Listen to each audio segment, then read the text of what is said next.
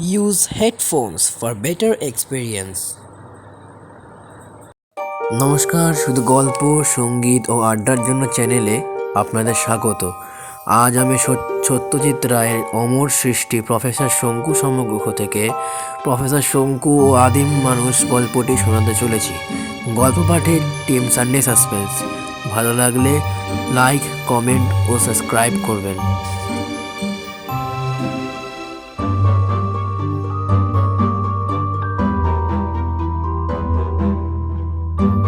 Professor শঙ্কু ও আদিম মানুষ।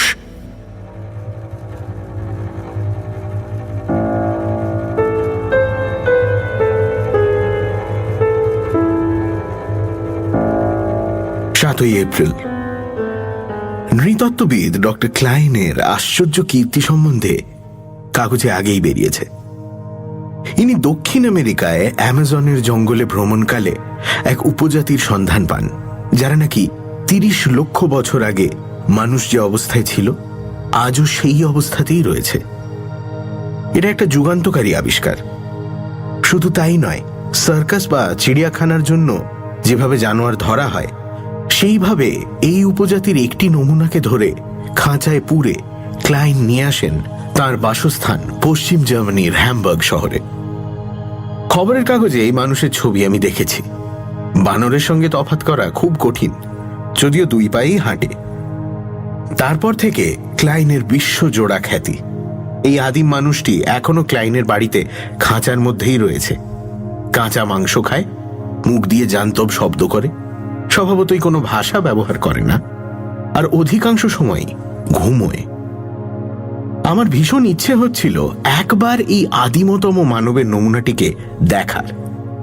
সেই ইচ্ছে যে পূরণ হওয়ার সম্ভাবনা আছে তা ভাবিনি, কিন্তু সে সম্ভাবনা দেখা দিয়েছে। কাল ক্লাইনের কাছ থেকে একটা চিঠি পেয়েছি।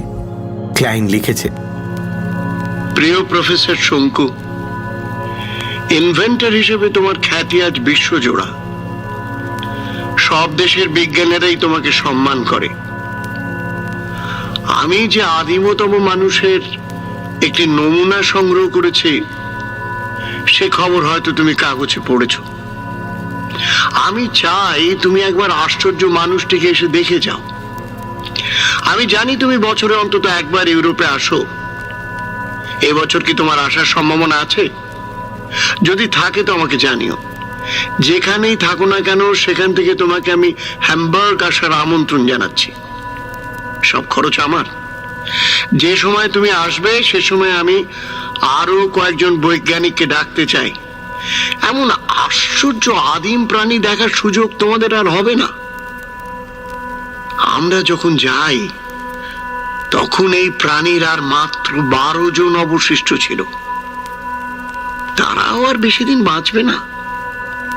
আর অন্য কোনো দলও যে সেখানে গিয়ে তাদের দেখা পাবে এই সম্ভাবনাও কম, কারণ পথ অত্যন্ত দুর্গম আর নানা রকম হিংস্র প্রাণীতে ভর্তি।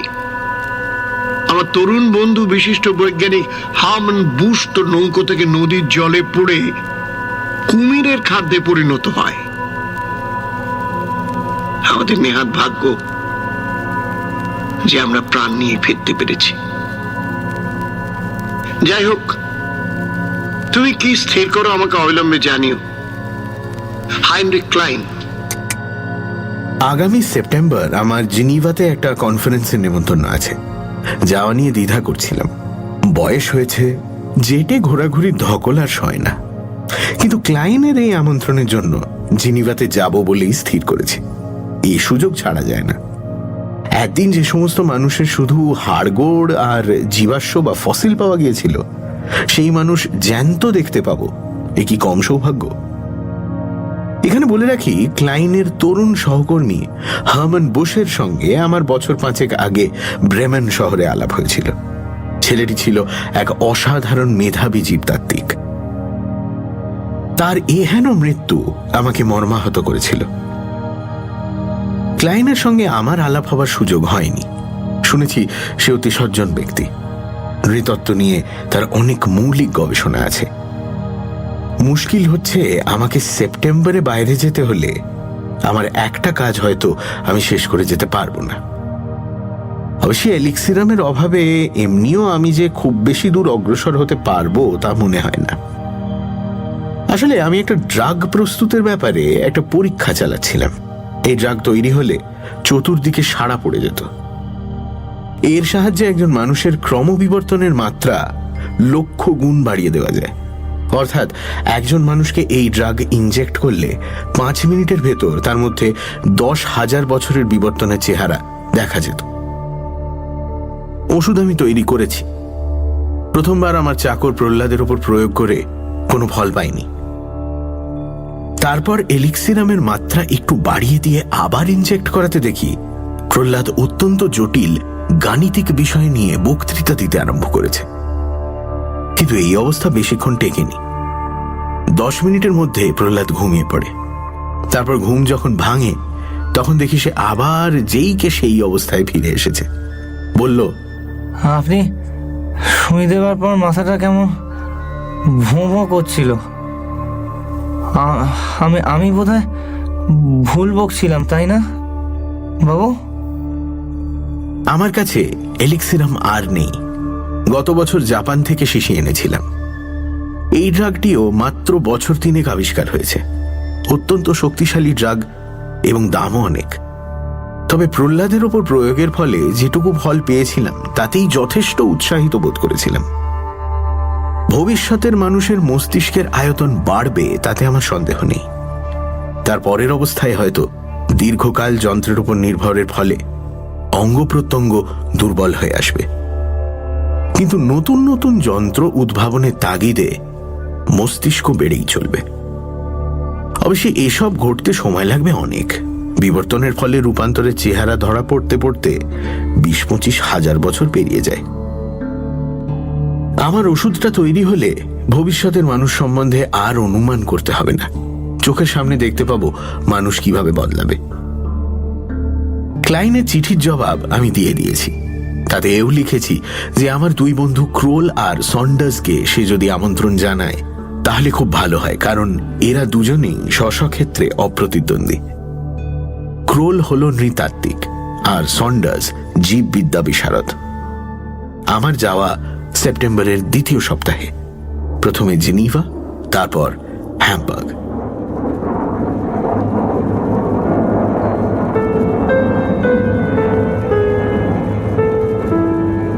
সেপ্টেম্বর। আজ আমি জেনিভা রওনা দিচ্ছি। ক্রোল আর সন্ডার্স দুজনেরই চিঠি বেশ কিছুদিন হলো পেয়েছি। দুজনকেই ক্লাইন আমন্ত্রণ জানিয়েছে। ক্রোলকে আমার ড্রাগের কথা লিখেছিলাম। সে উত্তরে লিখেছে, তোমার ওষুধ যে অবস্থায় রয়েছে সেই অবস্থায় সঙ্গে করে নিয়ে এসো। ইউরোপের যে কোনো বড় শহরে এলিক্সিরাম পাওয়া যায়, হয়তো ক্লাইনের কাছেই থাকতে পারে। একই সঙ্গে অতীত ও ভবিষ্যতের মানুষকে দেখতে পারলে একটা দারুণ ব্যাপার হবে। ক্লাইন লোকটাকে আমার বেশ ভালো লাগে। আমার বিশ্বাস সে নিশ্চয়ই তোমাকে তার ল্যাবরেটরিটা ব্যবহার করতে দেবে। আমি তাই সঙ্গে করে আমার ওষুধ এভলিউটিনের শিশিটা নিয়ে যাচ্ছি।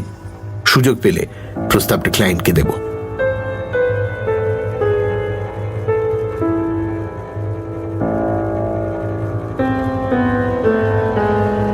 September, Hamburg. জিনিভার কাজ শেষ করে কাল হ্যামবার্গে পৌঁছেছি। অন্য অতিথিরাও একই দিনে এসেছে। ক্রোলা সন্ডার্স ছাড়া আছে ফরাসি ভূতাত্ত্বিক মিশেল রামো, ইটালিয়ান পদার্থবিজ্ঞানী মার্কো বার্তেলি আর রুশ স্নায়ু বিশেষজ্ঞ ডক্টর ইলিয়া পেত্রফ। আমি পৌঁছেছি রাত্রে। ক্লাইন আমাকে অভিবাদন জানিয়ে বলল, ওয়েলকাম ওয়েলকাম। আমার সে মানুষ সন্ধ্যে থেকে ঘুমোয়। 30 লক্ষ বছর আগে আদিম মানুষও তাই করতো বলে আমার বিশ্বাস। আমি বরং কাল সকালে তোমাদের সকলকে তার কাছে নিয়ে যাব। আমি আর ল্যাবরেটরির কথাটা তুললাম না। 2-1 দিন এখানে থাকি, তারপর বলবো। তবে তার সহকর্মীর মৃত্যুতে সমবেদনা জানানোর কথাটা ভুলিনি। তাকে যে আমি ব্যক্তিগতভাবে চিনতাম সে কথাও বললাম। ক্লাইন বলল যে 18 শতাব্দীর এক স্প্যানিশ পর্যটকের লেখা একটা অত্যন্ত দুষ্প্রাপ্য ভ্রমণ কাহিনীতে নাকি ব্রাজিলের এই উপজাতির উল্লেখ আছে। লেখক বলেছেন তারা বাঁদর ও মানুষের ঠিক মাঝের অবস্থায় রয়েছে। এতদিন আগের এই আশ্চর্য সিদ্ধান্ত ক্লায়েন্টকে বিশেষভাবে আকর্ষণ করেছিল। এই বিবরণী ক্লায়েন্টকে টেনে নিয়ে যায় অ্যামাজনের গভীর জঙ্গলে। সেটা যে সফল হবে তা সে কল্পনাও করতে পারেনি।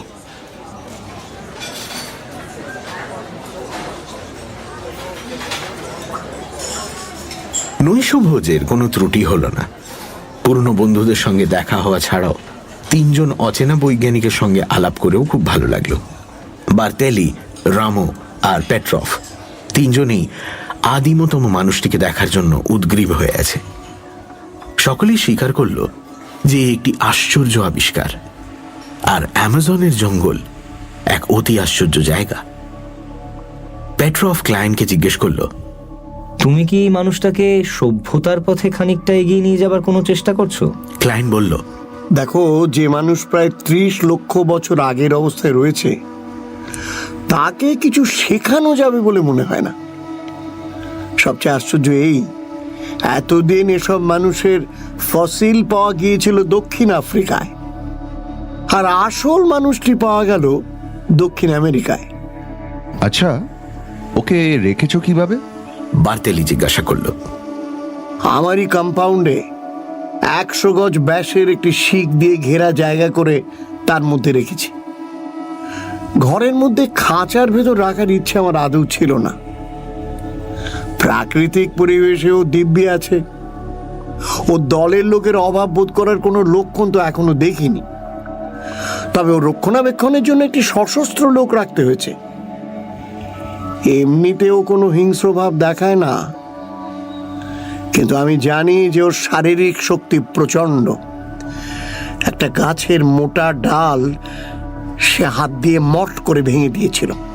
ওর মধ্যে সুখ দুঃখ জাতীয় অভিব্যক্তির কোনো লক্ষণ দেখেছ কি?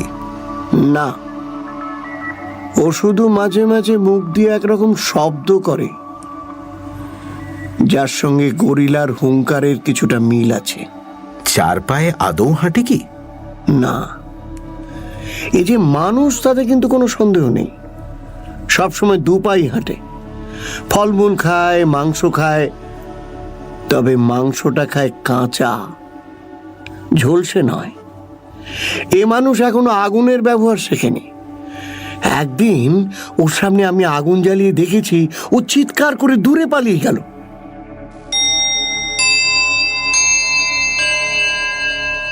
সাড়ে 10টা নাগাদ আমরা যে যার ঘরে চলে গেলাম। অতিথি সৎকারের কোনো ত্রুটি করেনি ক্লায়েন্ট, এটা স্বীকার করতেই হবে।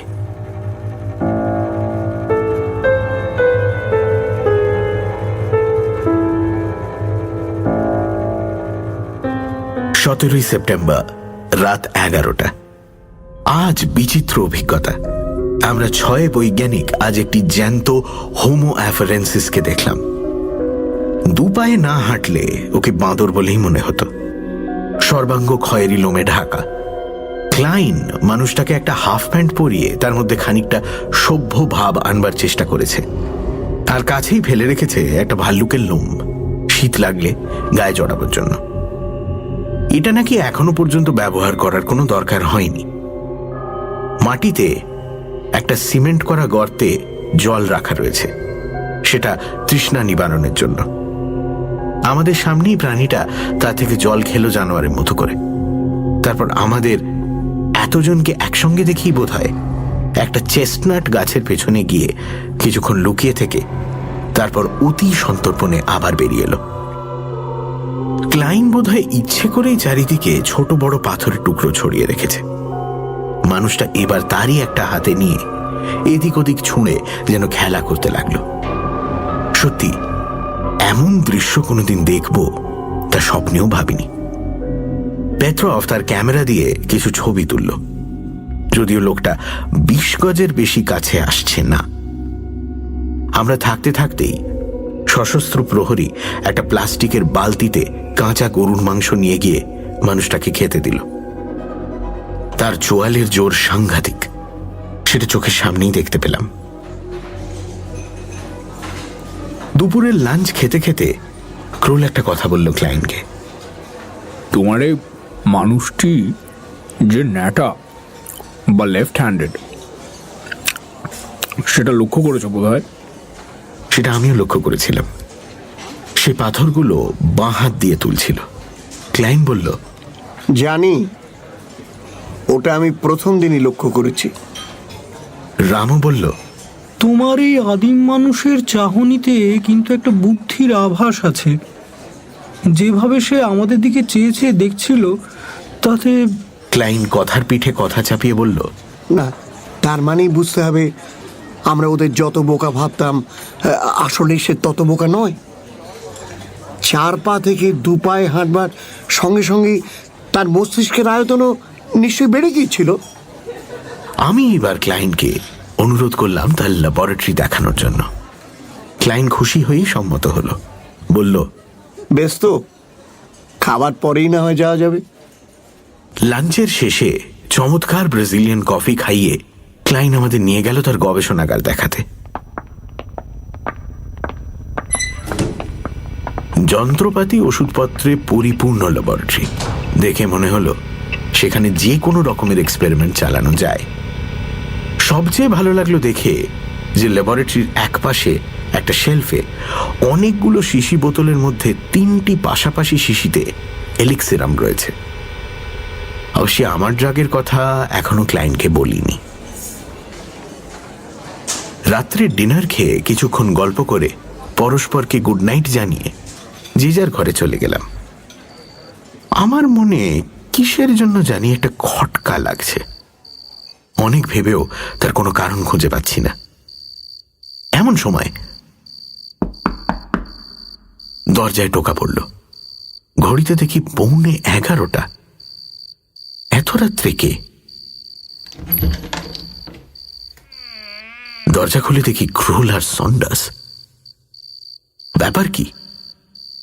ক্রোল বলল, আমি যে ঘরে রয়েছি সে ঘরে নিশ্চয়ই কোনো সময় হেয়ারম্যান বুশ ছিল, কারণ তার একটা খাতা একটা দেরাজের মধ্যে পেলাম। কি আছে সে খাতায়? যা আছে তা পড়লে মন খারাপ হয়ে যায়। অ্যামাজনের জঙ্গলে নদীপথে 350 মাইল যাবার পরেও আদিম মানুষের দেখা না পেয়ে ক্লাইন নাকি হাল ছেড়ে দিয়েছিল। বুশই তাকে উৎসাহ দিয়ে নিয়ে যায়। সে বলে যে স্প্যানিশ পর্যটকের বিবরণ কখনো ভুল হতে পারে না। কিন্তু কিন্তু কি? বুশের মনে একটা সংশয় দেখা দিয়েছিল। তার মন বলছিল যে সে এই অভিযানের শেষ দেখে যেতে পারবে না। সে বলছে যে তার মধ্যে যে একটা ভবিষ্যৎ দর্শনের অলৌকিক ক্ষমতা আছে সেটা সে অনেক সময় লক্ষ্য করেছে। ক্লাইনের মধ্যে কোনো সংশয় ছিল না। প্রাণের ভয় সে কখনোই করেনি।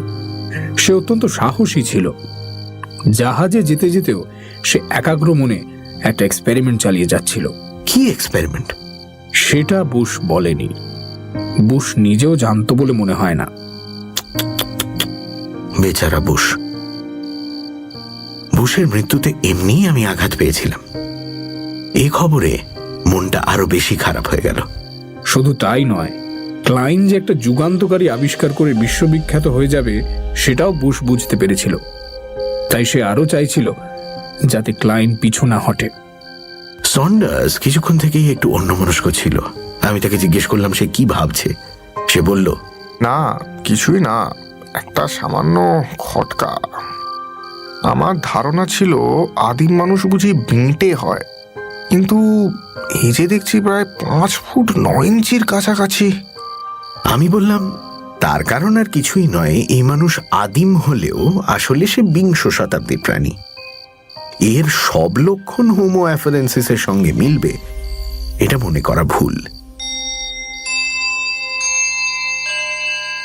রাত হয়েছিল, তাই আমাদের কথা বেশি দূর এগোলো না।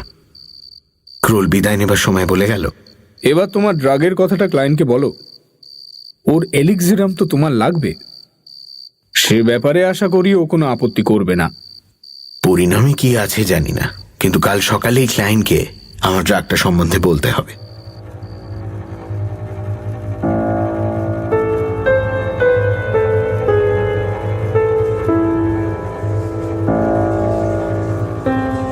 সেপ্টেম্বর।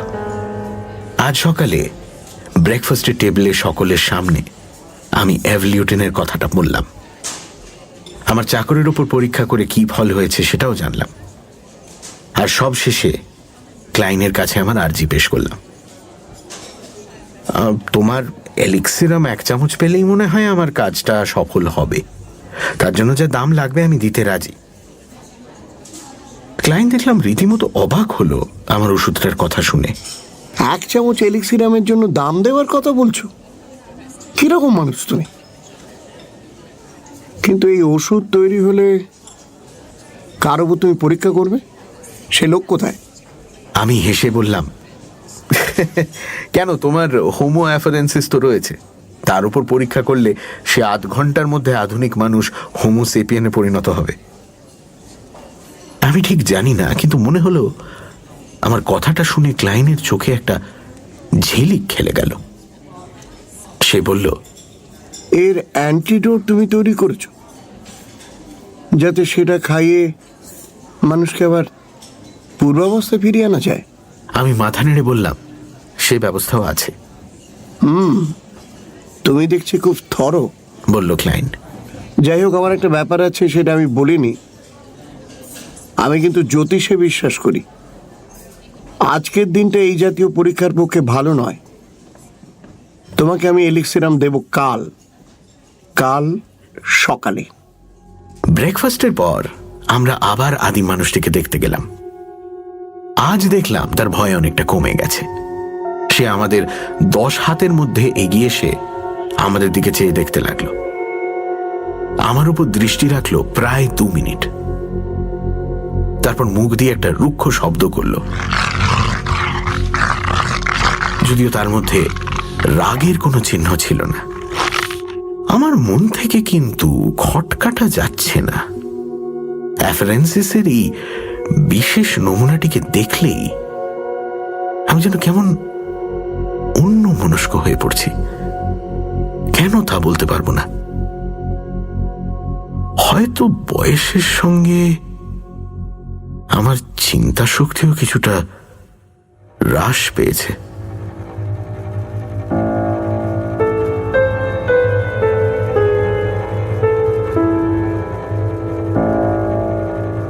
সেপ্টেম্বর রাত 10টা। আজ ডিনার খাবার পর থেকে গাটা কেমন গুলোচ্ছিল। শুধু যে গুলোচ্ছিল বললে ভুল হবে, সেই সঙ্গে মাথাটাও কেমন জানি গোলমাল লাগছিল। চিন্তা ওলটপালট হয়ে যাচ্ছিল। আমার সঙ্গে আমারই তৈরি আশ্চর্য ওষুধ মিরাকিউরল ছিল। তার 1 ডোজ খেয়ে কিছুক্ষণের মধ্যেই স্বাভাবিক অবস্থায় ফিরে এলাম। এরকম আমার কখনো হয় না, আজ কেন হলো?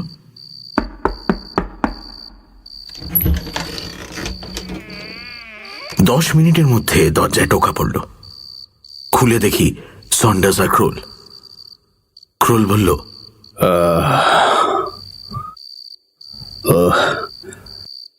আজ ডিনারে আমাদের পানীয়তে বোধ হয় কিছু মেশানো ছিল, বুঝলে।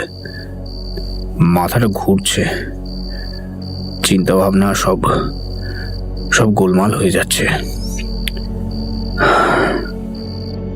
সন্ডার্স বলল, আমারও সেই অবস্থা। আমি দুজনকেই মিরাকিউরল খাইয়ে সুস্থ করলাম, কিন্তু অন্য 3 জনের কি হবে? আমরা 3 জন ওষুধ নিয়ে ছুটলাম। ওদের ঘর জানা ছিল। দরজা ধাক্কা দিয়ে খুলিয়ে সকলকেই ওষুধ দিলাম। সকলেরই একই অবস্থা। পেট্রফ ভালো ইংরেজি জানে, আমাদের সঙ্গে ইংরেজিতেই কথা বলে, কিন্তু এখন সে রাশিয়ান ছাড়া কিছুই বলছে না। তাও আবার ব্যাকরণে ভুল। মামা মিয়া। বার্দালি তার মাতৃভাষায় কেবল বারবার মাম্মা মিয়া অর্থাৎ মাগো মাগো বলছে। মামা মিয়া। আর আমাদের ফরাসি বন্ধু কোনো কথাই বলছে না, কেবল ঘোলাটে দৃষ্টি দিয়ে ফ্যাল ফ্যাল করে সামনের দিকে চেয়ে আছে। যাই হোক, আমার আশ্চর্য ওষুধের গুণে সকলেই সুস্থ ও স্বাভাবিক অবস্থায় ফিরে এলো। প্রশ্ন হলো, এখন কি কর্তব্য? ক্লাইন কি কোনো কারণে আমাদের পেছনে লেগেছে? কিন্তু কেন? আমায় বাধা দেওয়ায় তার আগ্রহ হবে কেন? আর সেই সঙ্গে অন্য সকলের উপরেও আক্রোশ কেন? এই নিয়ে এখন ভেবে লাভ নেই। আমরা পরস্পরের কাছে বিদায় নিয়ে যে যার ঘরে ফিরে এলাম।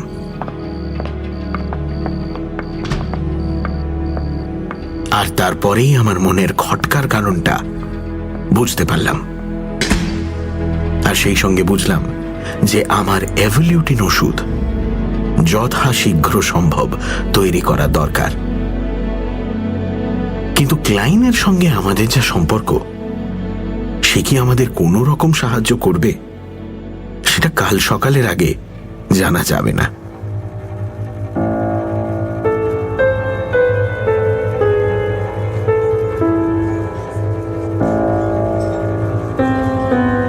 সেপ্টেম্বর।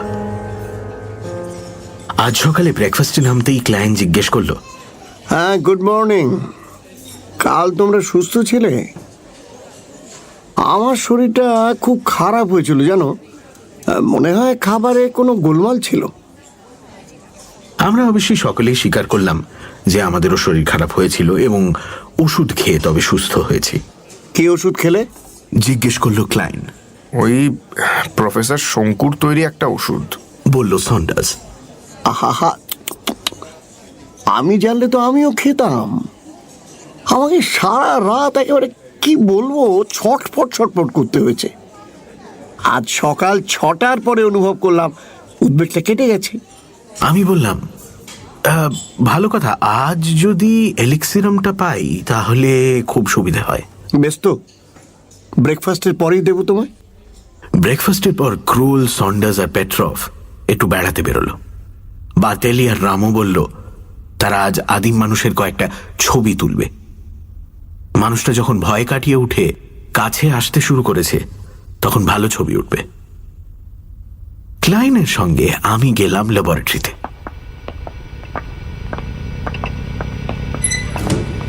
ক্লাইন তাক থেকে একটা এলিক্সিরামের শিশি নামাতেই দেখলাম ওষুধ পাল্টানো হয়েছে। এর চেহারা এবং গন্ধ এলিক্সিরামের নয়। এলিক্সিরামে একটা খুব হালকা নীলের আভাস পাওয়া যায়। এটা একেবারে জলের মতো দেখতে। আমার চোখে ধুলো দেওয়া অত সহজ নয়, তবে বাইরে আমি কিছু প্রকাশ করলাম না। একটা ঢাকনাওয়ালা পাত্রে তরল পদার্থটার 1 চামচ নিয়ে ঢাকনা বন্ধ করে দিয়ে দিলাম। ব্যর্থ মনোরথ হওয়াতে মনটা খারাপ হয়ে গিয়েছিল, তাই নিজের ঘরে চলে এলাম। আজ আর আদিম প্রাণীটাকে দেখতে ইচ্ছে করছিল না। আমার গবেষণা সার্থক হতে হতে হলো না। এর চেয়ে আফসোসের আর কি হতে পারে। অবশ্যই শহরে খোঁজ করলে ড্রাগিস্টের দোকানে নিশ্চয়ই এলিক্সিরাম পাওয়া যাবে, কিন্তু সে ব্যাপারে যে ক্লাইন ব্যাগড়া দেবে না তার কি স্থিরতা। 10:30 নাগাদ দরজায় টোকা পড়ল।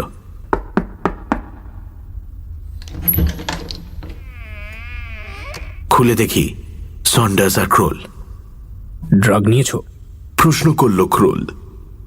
বললাম, নিয়েছি, কিন্তু সেটা আসল জিনিস নয়, ভেজাল। সেটা আমি আন্দাজ করেছিলাম। এই নাও তোমার এলিক্সিরাম। ক্রোল পকেট থেকে একটা শিশি বার করে আমায় দিল। আমার ধরে প্রাণ এলো। আমি তৎক্ষণাৎ আমার ওষুধের সঙ্গে 1 চামচ এলিক্সিরাম মিশিয়ে দিলাম। কিন্তু এটা তুমি ঠিক কার উপরে প্রয়োগ করতে চাও? জিজ্ঞেস করলো সন্ডার্স। আমি বললাম, যার উপরে করলে একটা বিরাট রহস্য উদ্ঘাটিত হবে, কিন্তু এখন নয়, রাত্রে। ক্রোলা সন্ডার্সের অনেক পীড়াপিড়ি সত্ত্বেও আমি কি করতে যাচ্ছি সেটা বললাম না। দুপুরে লাঞ্চের সময় ক্লাইন বলে পাঠালো যে তার শরীরটা আবার খারাপ হয়েছে, তাকে যেন আমরা ক্ষমা করি এবং তাকে ছাড়াই খেয়ে নিই। বিকেলে আমরা সকলে হ্যামবার্গ শহর দেখতে বেরোলাম।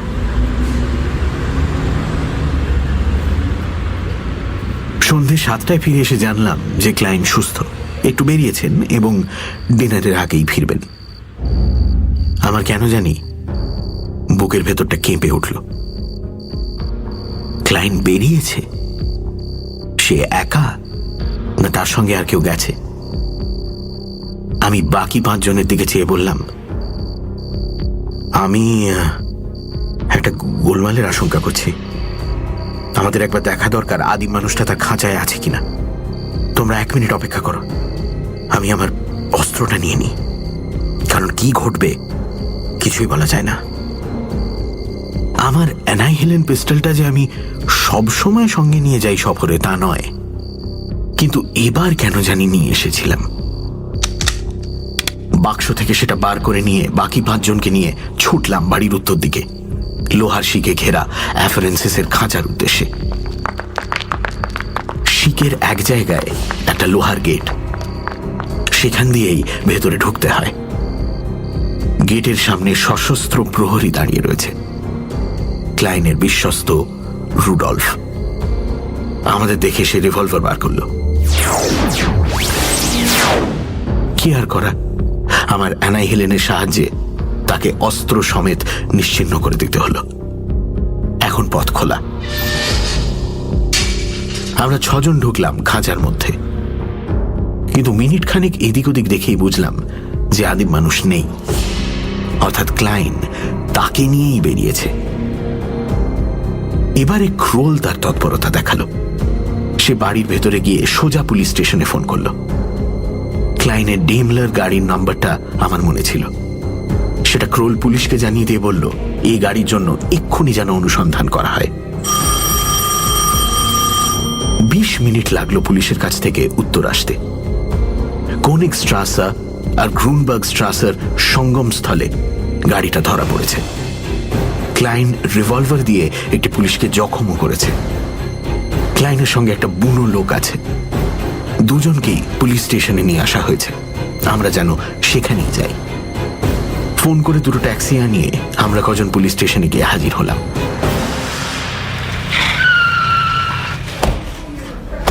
ক্লাইনকে জেরা করা হচ্ছে। আমরা দেখতে চাইলাম বুনো মানুষটিকে। একটি কনস্টেবল আমাদের একটা ভেতরের ঘরে নিয়ে গেল। ঘরে আসবাব বলতে একটি মাত্র টেবিল আর একটা চেয়ার। মেঝের এক কোণে কুণ্ডুলি পাকিয়ে আমাদের পরিচিত হোমো অ্যাফারেন্সিস ঘুমোচ্ছে। আমি আমার পকেট থেকে একটা বাক্স বার করে ঘুমন্ত মানুষটির দিকে এগিয়ে গেলাম। বাক্সে ইঞ্জেকশনের সব সরঞ্জাম আর আমার এভলিউটিন ড্রাগ ছিল। ড্রাগটা সিরিঞ্জে ভরে ঘুমন্ত মানুষটির লোমশ হাতে একটা ইঞ্জেকশন দিয়ে দিলাম। তারপর গভীর উৎকণ্ঠায় আমরা 6 জন বৈজ্ঞানিক ইঞ্জেকশনের প্রতিক্রিয়ার জন্য অপেক্ষা করতে লাগলাম।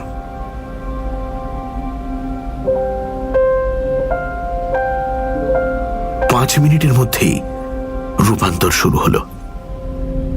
গায়ের লোম মিলিয়ে এলো, কপাল প্রশস্ত হলো, চোয়াল বসে গেল, চোখ কোটর থেকে বেরিয়ে এলো, শরীরের মাংসপেশি কমে এলো। 15 মিনিটের মাথায় বোঝা গেল আমরা যাকে দেখছি সে ব্রাজিলের কোনো উপজাতির অন্তর্গত নয়, সে ইউরোপের অধিবাসী। তার গায়ের রং আমার বন্ধুদেরই মতো, তার মাথার চুল সোনালি।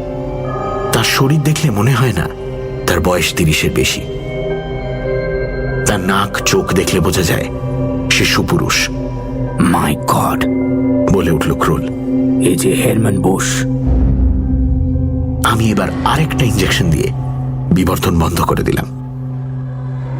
তারপর হাত দিয়ে ঠেলা দিতেই বুশ ধর্মড়িয়ে উঠে বসে চোখ কচলে জার্মান ভাষায় প্রশ্ন করল,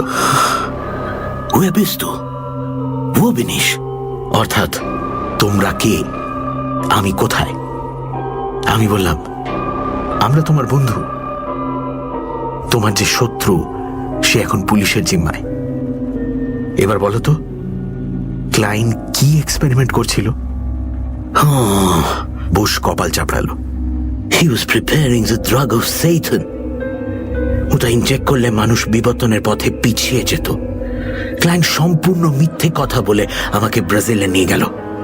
তারপর একদিন সুযোগ পেয়ে অ্যামাজন নদীতে আমাদের জাহাজের একটা ঘরে আমাকে রিভলভার দেখিয়ে জোর করে ইনজেকশনটা দেয়। তারপর কি হয়েছে আমি জানি না, কিন্তু তোমাদের তো অনেক কি চিনি দেখছি। ইউ আর প্রফেসর শঙ্কু, তাই না? তাই। এবার আমি তোমাকে একটা প্রশ্ন করতে চাই। কি?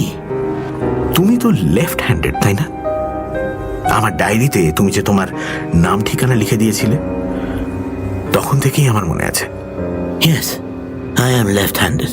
আমার খটকার কারণ ছিল এটাই।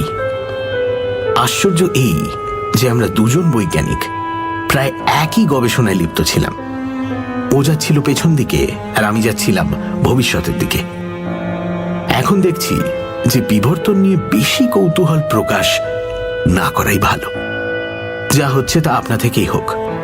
আমার এভলিউশনের শিশি আমার গিরিডি তাকেই শোভা পাবে। ওটা আর ব্যবহার করার কোনো প্রশ্নই ওঠে না। তবে এটা স্বীকার করতেই হবে যে বর্তমান ক্ষেত্রে এটা কাজ দিয়েছে আশ্চর্যভাবে। ক্লাইনের নিস্তার নেই, কারণ তার গুলিতে যে পুলিশটি জখম হয়েছিল সে এই মাত্র মারা গেছে।